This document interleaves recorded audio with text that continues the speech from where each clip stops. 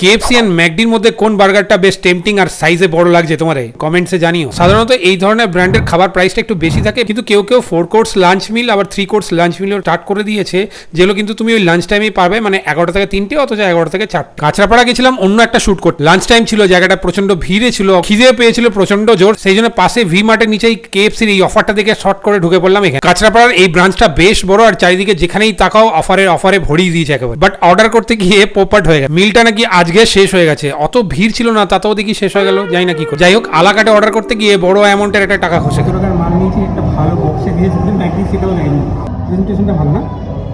তবে কম্পারেটিভলি ম্যাকডির থেকে আমার এই কেএফসির বার্গারের সাইজ অনেকটা বড়, হিউজ পরিমাণ, আর খেয়েও বেশ পেট ভরেছে। ড্রিঙ্কসের মধ্যে লেমন সোডা অ্যান্ড কোক ছিল। লেমন সোডাটা ভীষণ রিফ্রেশিং, কোকের মধ্যে কিন্তু এরা কোনো বরফ ইউজ করেনি, একদম সলিড কোকটাই দিয়েছে যেটা ম্যাকডিতে ইউজ করে। মিলের মধ্যে এই দুখানা চিকেন স্ট্রিপ ছিল যেটা মজাক লাগলো।